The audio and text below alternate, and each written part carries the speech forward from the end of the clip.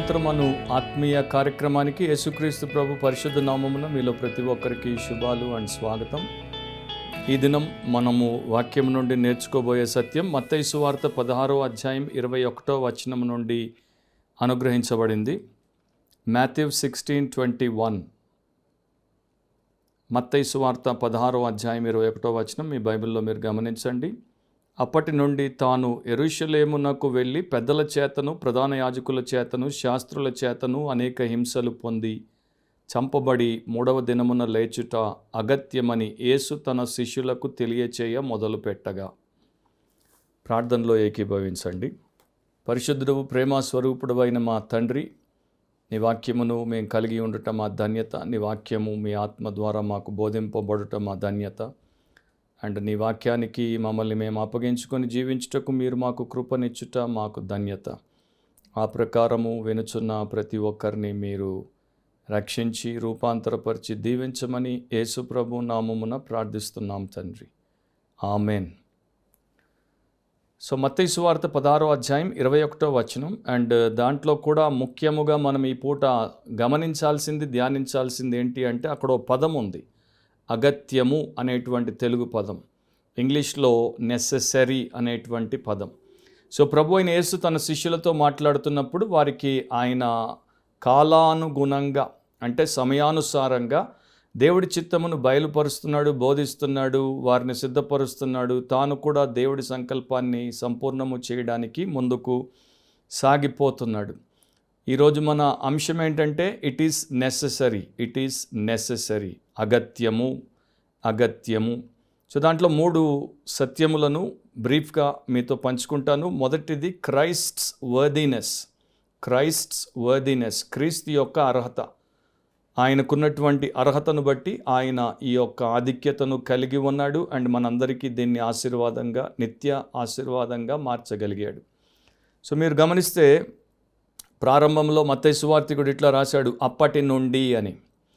అప్పటి నుండి ఇది మనకి మత్తయి సువార్తలో ముందుగా కనపడుతుంది. ఆయన ఒక టైంని సూచించి తెలియజేయడానికి ఈ ప్రకారము మరి మనకి రాశాడు. మీరు మొదటిసారి మత్తయి సువార్త 4వ అధ్యాయం 17వ వచనాన్ని చదివితే, అప్పటి నుండి యేసు పరలోక రాజ్యము సమీపించి ఉన్నది కనుక మారు మనసు పొందుడని చెప్పుచు ప్రకటింప మొదలు పెట్టెను అని రాయబడి ఉంటుంది. అప్పటి నుండి అంటే మత్తయి 4:17 ప్రకారం అంతకు మునుపు బాప్తిస్మం ఇచ్చి యోహాను యొక్క పరిచర్య జరిగింది. దేవుని కుమారుడి కొరకు, లోకరక్షకుడి కొరకు అతడు మార్గమును సరళము చేయాల్సినటువంటి పనిని అతడు పూర్తి చేశాడు. దాని తర్వాత ఇక యేసు ప్రభు అతడి దగ్గర నుండి టేక్ ఓవర్ చేస్తున్నాడు అన్నమాట. మిగతాది యేసు ప్రభు ఇక తీసుకుని నిర్వహిస్తాడు, ముగిస్తాడు. సో అట్లా మత్తయి 4:17లో మనకి ఆ transition of ministry of John the Baptist to Jesus కనబడుతుంది. మరి ఇప్పుడు ఇక్కడ మత్తయి సువార్త 16వ అధ్యాయం 21వ వచనంలో మనకేం కనబడుతుంది? ఆయన పరిచర్య ప్రారంభించాడు. ఆయన ఏదేది చేయాలని దేవుడు నియమించాడో అదంతా కూడా 3 సంవత్సరాలు చేసుకుంటూ వచ్చాడు. ఇక చివరి దశలోనికి, చివరి అంకానికి ప్రభు వచ్చినప్పుడు అంతకు మునిపే మత్తయి సువార్త 16వ అధ్యాయంలో 16వ వచనంలో పేతురు ఈ ఒప్పుకోలు చేశాడు. అందుకు సీమోను పేతురు, నీవు సజీవుడవగు దేవుని కుమారుడు అయిన క్రీస్తు అని చెప్పాను. సో నీవు దేవుని కుమారుడవు క్రీస్తు అని సీమోను పేతురు ఒప్పుకున్నాడు. ఇక పీటర్ ఎప్పుడైతే ఒప్పుకున్నాడో దాని తర్వాత ఇక యేసుక్రీస్తు ప్రభు దేవుడి కార్యమును సంపూర్ణము చేయాల్సినటువంటి సమయమును ఆయన ముందే ఎరిగి ఉన్నాడు, గుర్తించాడు కనుక ఆయన దాన్ని గురించి ప్రస్తావించాడు. ఇక్కడ మత్తయి సువార్తికుడు, మార్కు సువార్తికుడు ఇద్దరు కూడా ఈ యొక్క సంఘటన, ఈ సన్నివేశాన్ని రాసిన 2 రకాలుగా రాశారు. మార్కు సువార్త 8వ అధ్యాయం 31వ వచనంలో ఆయన వారికి బోధింపనారంభించెను అని మార్కు రాశాడు. అంటే ఈ సంగతులను యేసుప్రభు తన శిష్యులకు బోధింపనారంభించెను. కానీ మత్తయి అట్లా రాయలేదు. మత్తయి ఒక వ్యత్యాసంతో రాశాడు. ఇక్కడే 16:21లో యేసు తన శిష్యులకు తెలియచేయ మొదలుపెట్టగా. సో బోధింప, తెలియచేయ, టీచ్, షో. సో టీచింగ్ అనేది ఆడిబుల్, చెవి ద్వారా వారు విని తెలుసుకుంటారు. షోయింగ్ అనేది విజిబుల్, వారు ఆ దృశ్య రూపముగా చూసి దాన్ని గ్రహిస్తారు. సో ఆ ప్రకారము యేసుప్రభు మత్తయి సువార్తలో మనకు కనబడతాడు. దానికి కారణం ఏంటంటే గతంలో మత్తయి సువార్తలో ఆయన తన శిష్యులను సిద్ధపరచుకుంటూ వస్తున్నాడు.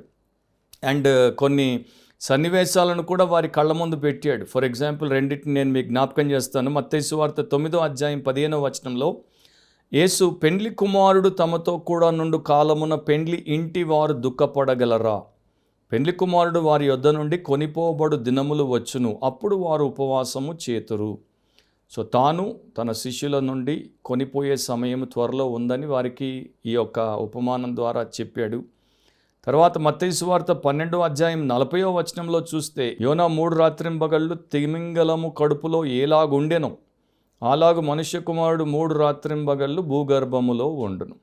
సో ఇప్పుడు యోనా యొక్క చిత్రాన్ని మరలా శిష్యుల యొక్క కళ్ళ ఎదుటకు తీసుకుని వచ్చి చూపించడం ద్వారా తానేమై ఉన్నాడు, తాను ఏమి చేయబోతున్నాడు అనేదంతా కూడా కళ్ళ కట్టినట్టు వారికి స్పష్టముగా ఆయన తెలియచేశాడు. అపోస్తలుల కార్యములు 4వ అధ్యాయం 12వ వచనంలో, మరి ఎవని వలనను రక్షణ కలుగదు, ఈ నామముననే మనము రక్షణ పొందవలెను గాని ఆకాశము క్రింద మనుషులలో ఇయ్యబడిన మరి ఏ నామమున రక్షణ పొందలేము అనెను. ఇది అపోస్తలులైనటువంటి పేతురు చెప్పిన మాట. సో ఇక్కడ కూడా మనం చూసేది ఏంటి? ఇట్ ఈస్ ఇన్ఎవిటబుల్ అంటే తప్పక జరిగేది, అనివార్యమైనది, అగత్యము, నెససరీ. ఎవడైనా తన పాపమును దేవుడు క్షమించాలి, తన ఆత్మను దేవుడు పవిత్రపరచాలి, తన నూతన సృష్టిగా చేయాలి, తనను పరలోక రాజ్యంలో అనుమతించాలి, నిత్య జీవాన్ని ఇవ్వాలి, ఈ లోకంలో తన జీవితము సార్థకము చేయబడాలి అంటే తప్పకుండా యేసు ద్వారానే అది సాధ్యం. ఎందుకంటే యేసుక్రీస్తే వాడి పాపాన్ని భరించాడు, యేసుక్రీస్తే వాడి పాపపు శిక్షను అనుభవించాడు, యేసుక్రీస్తే వాడి కొరకు వాడి బదులు ప్రాణమును అర్పించాడు, చనిపోయి సమాధి చేయబడి తిరిగి లేచాడు. ఇంకెవరు అది చేయలేదు. యేసే సృష్టించాడు, యేసే ఆ మనిషిని సంధించాడు, యేసే ఆ మనిషిని రక్షించాడు. కనుక యేసు ద్వారానే రక్షణ, మరొక విషయమే లేదు, మరొక ఆలోచనే మనకి ఉండకూడదు. మతం రక్షిస్తుంది, మంచితనం రక్షిస్తుంది, లేకపోతే మా పెద్దలు చేసినటువంటి పుణ్యాలు రక్షిస్తాయి, లేకపోతే నేను తిరిగి వచ్చినటువంటి స్థలాలు రక్షిస్తాయి, ఆరు నేను ఇచ్చినటువంటి ధనం రక్షిస్తుంది అనుకుంటే వారికన్నా అవివేకులు మరొకరు ఉండరు. ఇవేవి కూడా జీవము లేనివి, ఇవేవి ఒక నిత్యమైనటువంటి జీవిని రక్షించలేవు. సో మనము రక్షించబడాలంటే యేసుక్రీస్తు ద్వారానే. అందుకనే మొదటిలో మనము చూసిన సత్యం ఏంటంటే క్రైస్ట్స్ వర్దినెస్. ప్రతి సంవత్సరం 1000 మంది రోమన్ల చేత సిలువ వేయబడుతూనే ఉన్నారు, అనేకులు కిరాతకంగా చంపబడుతూనే ఉన్నారు. కానీ ఒకడు వాడి పాపమునే శుద్ధి చేసుకోకుండా చచ్చి సమాధికి పోతున్నాడు. ఇతరుల పాపాలను శుద్ధి చేసేటువంటి శక్తి ప్రపంచంలో ఎవరికి లేదు, క్రీస్తుకు మాత్రమే ఉంది. రెండవది క్రైస్ట్స్ విల్లింగ్నెస్. తాను యెరూషలేమునకు వెళ్ళి పెద్దల చేతను, ప్రధాన యాజకుల చేతను, శాస్త్రుల చేతను అనేక హింసలు పొంది చంపబడి 3వ దినమున లేచుట అగత్యమని యేసు తన శిష్యులకు తెలియచేయ మొదలుపెట్టాను అని మనం చూసాం. సో ఇప్పుడు ఆయన ముందేముంది? ఆయన అర్హుడు, బట్ ఆయన ముందేముంది? అగత్యమైనటువంటి దేవుడి చిత్తం ఉంది, అంటే అవసరమైన అండ్ అనివార్యమైనటువంటి దేవుడి చిత్తం ఉంది. దానికోసం ఆయన ఏం చేయాలి? యెరూషలేముకి వెళ్ళాలి. యెరూషలేముకు వెళ్తున్నప్పుడు ఇక ఆయనకు ఎదురయ్యేటువంటి విషయముల గురించి అక్కడ ఆయన నోటితోనే చెప్పాడు. పెద్దల చేత, ప్రధాన యాజకుల చేత, శాస్త్రుల చేత అనేక హింసలు పొందుతాడు. 1 కాదు, 2 కాదు, 10 కాదు, అనేక హింసలు, నిందలు, అవమానం, భయంకరమైనటువంటి ఇక సన్నివేశాలు, పరిణామాలన్నీ ఒకదాని తర్వాత ఒకటి దాపురించుకుంటూ పోతాయి. అన్నిటికీ ఆయన సిద్ధపడిపోయాడు. సో హింసలు పొందుతాడు, చంపబడతాడు, 3వ దినమున తిరిగి లేస్తాడు. అంటే ఆయన పాతి పెట్టబడతాడు అని ఆయనకి తెలుసు. ఆయన యెరూషలేముకి వెళ్తున్నాడంటే మరణాన్ని ముద్దు పెట్టుకోవడానికి వెళ్తున్నాడు. ఆయన అవమానాల పాలవ్వడానికి, హింసించబడ్డానికి, చనిపోవడానికి, అండ్ తన కొరకు కాదు, తాను చేసిన నేరమో ఘోరము కొరకో కాదు, మనందరి పాపముల కొరకు ఆయన గొప్ప కార్యము, విమోచన సంపూర్ణము చేయడానికి వెళ్తున్నాడు. కనుక ఆయన సిద్ధపడి ఉన్నాడు. అండ్ ఈ పాటికి యూదులందరూ కూడా మెస్సియా కొరకు ఎదురు చూస్తున్నారు. ఈ శిష్యులు కూడా మెస్సియా కొరకు ఎదురు చూస్తున్నారు. శిష్యుల్లో కొంత మట్టుకు మెస్సియా మేము అనుకున్నట్టు కాదు, రాజు లాగా వైభవముతో, గొప్ప మరి ఆర్భాటముతో వచ్చేటువంటి వ్యక్తిగా కాదు, ఆయన అవమానాల పాలయ్యేటువంటి వానిగా, హింసలు పొందేటువంటి వానిగా, చంపబడేటువంటి వానిగా ఉండబోతున్నాడు అనేది మెల్లగా చూచాయగా ఇక ప్రభువు చెప్పినటువంటి దాన్ని బట్టి వారు తెలుసుకుంటున్నారు. అండ్ యేసుప్రభు ఏం చేశాడంటే మెస్సియా యొక్క లోపల ఉన్నటువంటి అంతర్భావం ఏంటో వారికి ఇక నుండి చెప్పడం మొదలుపెట్టాడు.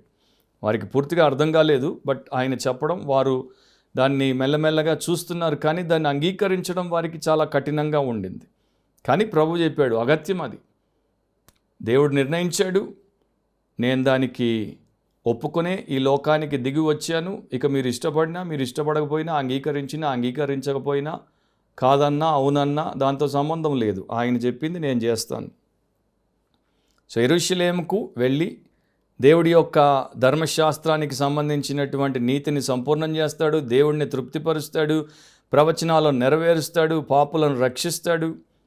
సో ఇది దేవుడు నిర్ణయించినటువంటి దైవ చిత్తమే కాదు, ప్రభు అయిన యేసు కూడా స్వయముగా కోరుకున్నటువంటి దైవ కార్యం. ఒక వచనాన్ని చెప్తాను, యోహాను 10:11 యేసు ప్రభు ఇట్లా చెప్పాడు, నేను గొర్రెలకు మంచి కాపరిని, మంచి కాపరి గొర్రెల కొరకు తన ప్రాణం పెట్టును. సో ఆయన తన గొర్రెల కొరకు ప్రాణం పెట్టడానికి వచ్చాడు. సో అగత్యము అంటే నెసెసరీ, మస్ట్ అని వాక్యంలో మనకి చెప్పబడింది. సో దాని గురించి కూడా ఒక 3 సత్యాలు మీకు నేను చెప్తాను, తద్వారా మనకి ఇంకా స్పష్టమైనటువంటి అవగాహన కలుగుతుంది. క్రీస్తు శిలువ మరణం, క్రీస్తు యేసు శుభవార్త లేక సువార్త అనేది చాలామందికి ఏళ్ల తరబడి సంఘాలకు వెళ్ళినా మరి ఎన్ని బైబిళ్ళు మార్చినా స్పష్టముగా అర్థం కాకపోవడం అది దురదృష్టకరం. మత్తయి 26:54 నేను వేడుకొనని ఎడల ఈలాగు జరుగవలెనను లేఖనము ఏలాగు నెరవేరునని అతనితో చెప్పాను. సో పేతురుతో అంటాడు, నువ్వు కత్తి పట్టావు, కత్తితో ఏదో నన్ను సంరక్షించాలనుకుంటున్నావు, అది దేవుడి విధానము కాదు. నేను దేవుడిని వేడుకుంటే మొరబెడితే ఆయన మరి నాకు 12 లీజియన్స్ సైన్యమును, దేవదూత గణాన్ని పంపిస్తాడు, ఎవడు కూడా నా ముందు నిలవలేడు. కానీ అది దేవుడి చిత్తం కాదు. మేమట్లా అందరినీ మా ఎదుటికొచ్చి నన్ను అరెస్ట్ చేయబోయి నన్ను చంపబోయేటువంటి వారందరినీ నేను అట్లా తుడుపు పెట్టేస్తే ఈ అనివార్యమైన సంగతి ఎట్లా జరుగుతుంది అంటున్నాడు. సో ఇక్కడ ఇది జరగాలి కదా, లేఖనంలో దేవుడు ముందుగానే చెప్పాడు కదా, మరి అది జరగడానికి ఇది మనం చేయకూడదు, జరగనివ్వాలి. హెబ్రీ పత్రిక 8:3 ఇట్లా ఉంది, ప్రతి ప్రధాన యాజకుడు అర్పణలను బలులను అర్పించుటకు నియమింపబడును, అందుచేత అర్పించుటకు ఈయనకు ఏమైనా ఉండుట అవశ్యము. ఓల్డ్ టెస్టిమెంట్లో యూదులందరికీ ప్రధాన యాజకులు ఉన్నారు. ప్రధాన యాజకులు ప్రతిసారి అర్పణలు బలులు అర్పించారు, దానికోసమే వారు నియమించబడ్డారు. అండ్ వారు అర్పించడానికి ఏదైనా కలిగి అర్పించేవారు, రకరకాల బలులు. మరి ఈయన కూడా ప్రధాన యాజకుడిగా వచ్చాడు. ఈయన ఏం అర్పిస్తాడు? ఈయన తను తాను అర్పించుకుంటున్నాడు. లూకా 24:26 క్రీస్తు ఇలాగు శ్రమపడి తన మహిమలో ప్రవేశించుట అగత్యము కాదా అని వారితో చెప్పి. సో ఆయన మహిమ నుండి వచ్చాడు, తిరిగి మహిమలోనికి వెళ్ళాలంటే ఈ రకంగానే శ్రమల ద్వారా, శిలువ ద్వారా, మరణం ద్వారా, సమాధి నుండి లేచుట ద్వారానే ఆరోహణమై వెళ్తాడు. కనుక ఇది అగత్యమనే ఆయన ప్రకారం చేశాడు. 16-17 సెంచురీస్లో ఒక భక్తుడు అండ్ కవి, ఇంగ్లీష్ పోయెట్ అండ్ క్లర్జీమ్యాన్ ఉండేవాడు. ఆయన పేరు జాన్ డన్. ఆయన ఇట్లా రాశాడు, యేసుక్రీస్తు ప్రభు యొక్క జీవితం అంతా కూడా శ్రమలతో కూడుకున్నటువంటిదే. ఇతరులు హతసాక్షులుగా మరణించారు, కానీ క్రీస్తు హతసాక్షిగా జన్మించాడు. బెత్లెహేములోనే ఆయన గొల్గోతాను ఎదుర్కొన్నాడు. ఆయన జన్మస్థలములోనే ఆయన సిలువను చూశాడు. ఆయనను వారు ఆ పశువుల తొట్టిలో పరుండబెట్టినప్పుడు అక్కడ ఉన్నటువంటి ఆ యొక్క గడ్డి పొరకలన్నీ కూడా ఆయనకి పదునైనటువంటి ముళ్ళలాగా గుచ్చుకున్నాయి. సో ఆయన ఆ యొక్క తొట్టిలోనే మొదటి సిలువ అనుభవమును, అసౌకర్యమైనటువంటి స్థితిగతిని కలిగి ఉన్నాడు. ఆయన జన్మ, ఆయన మరణము మరి ఒక కొనసాగింపుతో కూడుకున్నటువంటి ప్రక్రియ. మనము క్రిస్మస్ డేని ఒక రకంగా, గుడ్ ఫ్రైడేని ఒక రకంగా ఆచరిస్తాం, కానీ ఆయనకి ఆ రెండు కూడా ఒకే దినంలో ఉదయము సాయంత్రం వంటివి అన్నాడు జాన్ డన్. సో దాన్ని బట్టి మీరు అర్థం చేసుకుంటారు యేసుప్రభు ఎంతగా మన కొరకు సిద్ధపడి వచ్చాడో, ఎంతగా ఇష్టపడ్డాడో ఆయన సిలువకి వెళ్ళడానికి. ఇక 3వ పాయింట్, క్రిస్టియన్స్ వరల్డ్లీనెస్, క్రైస్తవుడికి ఉన్నటువంటి లౌకిక తత్వం. మత్తయి 16:22 ప్రభు ఎప్పుడైతే 21వ వచనాన్ని చెప్పాడో 22లో స్పందన చూడండి. పేతురు ఆయన చేయి పట్టుకొని, ప్రభువా అది నీకు దూరమగునుగాక, అది నీకెన్నడూ కలుగదని ఆయనను గద్దింపసాగాను. దాని తర్వాత ఇక 23లో 24లో ప్రభు పేతురుని గద్దిస్తాడు. సాతానా నా వెనక్కి పొమ్మంటాడు. తర్వాత పేతురు చేసినటువంటి తప్పిదం లేకపోతే పాపం ఎట్లాంటిదో దాని గురించిన వివరణ ఇస్తాడు. కానీ ఇక్కడ మనం చూసేదేంటి, ప్రభువు పేతురు పాపం కొరకు సిలువకు వెళ్ళడానికి సంసిద్ధం. కానీ పేతురు మాత్రం యేసుప్రభు అట్లా పోయి హింసించబడి చంపబడి మరి తిరిగి లేవడాన్ని ఇష్టపడట్లేదు. అందుకని ఆయన చేయి పట్టుకున్నాడు, పక్కకి తీసుకెళ్ళాడు, గద్దిస్తున్నాడు. అండ్ ఇదే పేతురు కొంత సమయం తర్వాత ఏమంటాడో వినండి. మత్తయి సువార్త 26:35లో పేతురు ఆయనను చూచి, నేను నీతో కూడా చావవలసి వచ్చినను నిన్ను ఎరుగనని చెప్పననెను. అదే ప్రకారం శిష్యులందరూ అనిరి. సో ఇప్పుడేమంటున్నాడు, గెత్సేమనే తోటలో నీతో కూడా చావవలసి వచ్చినా నిన్ను ఎరగనని చెప్పను అంటున్నాడు. శిష్యులందరూ కూడా అట్లాగే అన్నారు. కానీ చెప్పేశాడు 3 సార్లు ఎరగను, ఎందుకంటే చావాల్సి వస్తుంది కనుక. మార్కు 14:31లో ఇంకొక పదమును మార్కు యాడ్ చేశాడు. అతడు అంటే పేతురు మరి ఖండితముగా నేను నీతో కూడా చావాల్సి వచ్చినను నిన్ను ఎరుగనని చెప్పన నేను. అట్లు వారందరూ అనిరి. కానీ సమస్య రాగానే దాంట్లో నుండి బయటపడిపోయారు. ఒక భక్తుడు ఇట్లా రాశాడు, మనుషులు వారి యొక్క బాధలలో రకరకాలుగా ప్రవర్తిస్తారు. అయితే ప్రతి ఒక్కడు తెలుసుకోవాల్సినటువంటి విషయం ఏంటంటే, బాధలు తప్పించుకోలేనివి, అఫ్లిక్షన్స్ శ్రమలు అనేవి తప్పించుకోలేనివి. మనిషిగా భూమిపై జీవించడం, ఇతర మనుషులతో అనుబంధం కలిగి ఉండడం, ఇంకా కష్టాలకు దూరంగా ఉండడం అనేది పూర్తిగా అసాధ్యం. సో మన ప్రభు వారి గురించి బలహీనమైన ఇంకా ప్రాపంచిక దృష్టి గల శిష్యుడైన పేతురు కంటే ఎంత భిన్నంగా ఆలోచించాడు. సో ఆయన మనుషుల యొక్క ఆలోచన విధానం గురించి కొంత వివరించాడు. నేను 2-3 చెప్తాను. చెదిరిపోయిన మరియు ఆలోచన లేని వ్యక్తి తనకు మరియు ఇతరులకు సంభవించే బాధలను అవకాశం యొక్క ప్రభావాలుగా, అనివార్యమైన దురదృష్టాలుగా చూస్తాడు. గర్విష్ఠుడు తన గురించి అలాంటి అభిప్రాయాన్ని కలిగి ఉంటాడు. తనకు ఎలాంటి కష్టాలు రాకూడదని అనుకుంటాడు. మూఢ విశ్వాసాల మనిషి అన్ని బాధలను పాపానికి శిక్షలుగా చూస్తాడు. నైతికవాది అయితే వాటిని అసలు రాజ్యాంగానికి అవసరమైన ఫలితాలుగా పరిగణిస్తాడు. క్రైస్తవుడు వాటిని తెలివైన మరియు నిరపమాయమైన అంటే అపాయకరమైన కానీ ప్రావిడెన్స్ అంటే దైవ సమకూర్పు యొక్క సందర్శనల వలె చూస్తాడు. End of quote. అందుకనే అపోస్తలుడైనటువంటి పౌలు యేసు ప్రభువును విశ్వసించి ఆయన శిష్యుడిగా మారిన తర్వాత ఈ విషయములన్నింటిని అదే ప్రకారం చూశాడు. దైవికంగా చూశాడు, లౌకికంగా చూడలేదు, పేతురులాగా చూడలేదు. ప్రభు అయిన యేసులాగే పౌలు చూశాడు. అపోస్తల కార్యములు 14:22 అందుకనే ఈ మాట రాయబడింది, శిష్యుల మనస్సులను దృఢపరిచి విశ్వాసమందు నిలుకడగా ఉండవలెననియు అనేక శ్రమలను అనుభవించి మనము దేవుని రాజ్యంలో ప్రవేశింపవలెననియు వారిని హెచ్చరించిరి. పౌలు బర్నబాలు.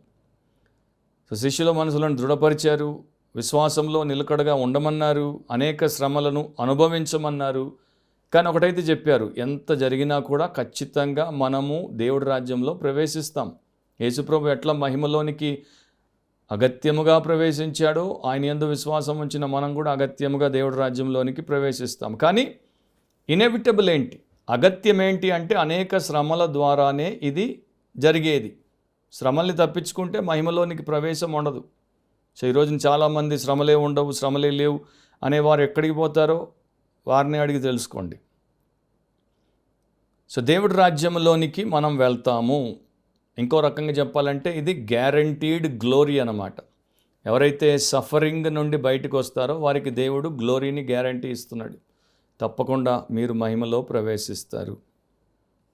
సో మనము యేసు ప్రభువును పోలినటువంటి వారముగా బ్రతుకుటకే కదా ఎంపిక చేయబడ్డాం.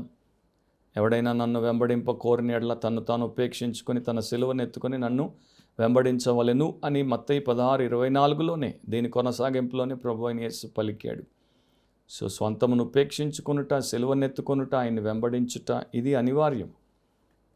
క్రీస్తులాగా మనం ఉండాలంటే ఇది మనం తప్పకుండా అంగీకరించి దాన్ని మనం అనుసరించాలి.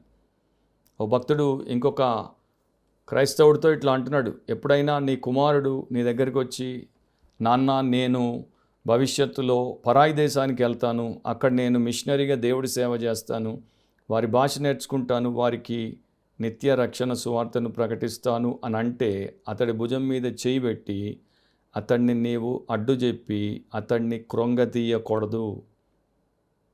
అతనికి అవకాశం ఇవ్వు, అతనితో చెప్పు, ఓకే ప్రార్థన చేద్దాం, ఇంకా టైం ఉంది కదా, మరలా చూద్దాం అని చెప్పు.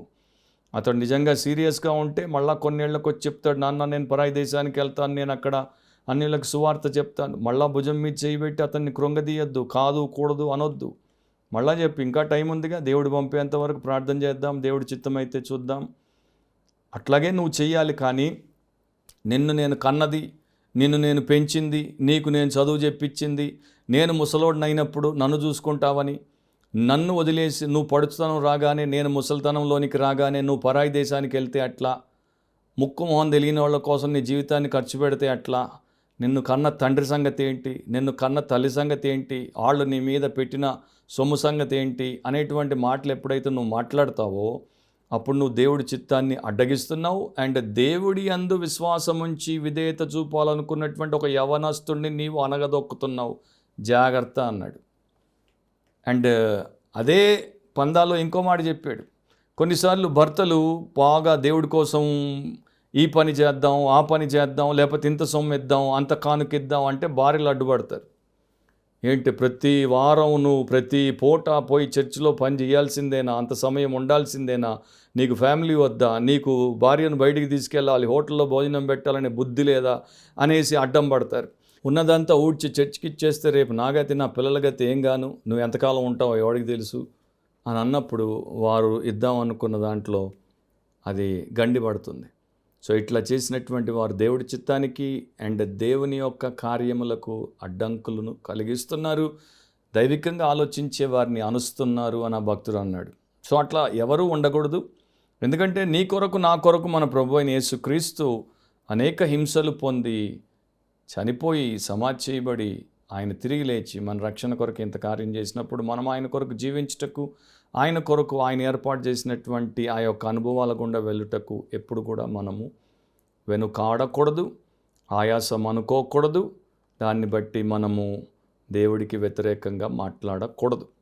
అది దైవ చిత్తం. అట్లా దేవుని యందు విశ్వాసం, విధేయత, భయం, భక్తి కలిగినటువంటి ప్రతి ఒక్కరు ఆలోచిస్తారు అండ్ అలాగే జీవిస్తారు. మీలో అలాంటి కార్యం దేవుడు జరిగించునుగాక. ఆమేన్. సో మీరు, మీ ఇంటివారు, మీ సంఘము ఆ ప్రకారం ఉండాలన్నది మా ప్రార్థన ఆకాంక్ష. ప్రార్థనలో ఏకీభవించండి. ఇంకా మీరు పాపక్షమాపణ పొందకపోతే యేసుప్రభు మీ కొరకు చేసినటువంటి గొప్ప ఘనకార్యమును ఇప్పటికైనా గుర్తించి ఆయన పాదాలు పట్టుకొని పాపం ఒప్పుకొని విడిచిపెట్టండి, క్షమించబడండి. మీ కొరకే అనేక హింసలు పొందాడు, మీ కొరకే అనేక నిందలు పొందాడు, మీ కొరకే ఆయన శరీరాన్ని చీల్చబట్టకిచ్చాడు, రక్తాన్ని, పవిత్ర రక్తాన్ని చిందించాడు, చనిపోయాడు. మీ స్థానములో మీ వలె మీకు బదులు చనిపోయి సమాధి చేయబడి 3వ దినమున తిరిగి లేచాడు. ఆ సజీవుడు, సర్వాధికారి, సార్వభౌముడు త్వరలో మన ఎదుట లేక మనం ఆయన ఎదుట నిలబడేటువంటి కృపనిస్తాడు. అప్పుడు మనము రక్షించబడిన వారముగా ఉంటే ధన్యత, రక్షించబడని వారముగా ఉంటే నిత్యనాశనం. ప్రేమగల మా తండ్రి, మీరు మాకిచ్చిన కృప కొరకు, సత్యము కొరకు మీ కృతజ్ఞతలు. మేము యేసుక్రీస్తును పోలి క్రైస్తవులముగా దైవ చిత్తానుసారమైనటువంటి ఆయన ఏర్పాట్లో ఉన్నటువంటి అగత్యము అనబడిన ప్రతి విషయానికి లోబడ్డానికి, క్రీస్తులాగే క్రీస్తు ద్వారా అర్హత పొందినటువంటి మేము క్రీస్తు సంసిద్ధతను కలిగి దేవుణ్ణి మహిమపరచుటకు, ఇతరులకు మాదిరిని, మేలును కలిగించుటకు సహాయము చేయమని, రక్షణ లేని వారు నిన్ను ఆశ్రయిస్తుండగా వారిని రక్షించమని, రూపాంతరపరచమని యేసు ప్రభు శ్రేష్ఠ నామమును అడిగి ప్రార్థిస్తున్నాం తండ్రి. ఆమేన్. ప్రభు అయిన యేసుక్రీస్తు యొక్క కృప, తండ్రి అయిన దేవుని ప్రేమ, పరిశుద్ధాత్మ అన్యోన్య నిత్య సహవాసం యేసునందు నిజ శిష్యులుగా ఉన్నవారికి ఇప్పుడు ఎల్లప్పుడూ సదాకాలము తోడైండునుగాక. ఆమేన్.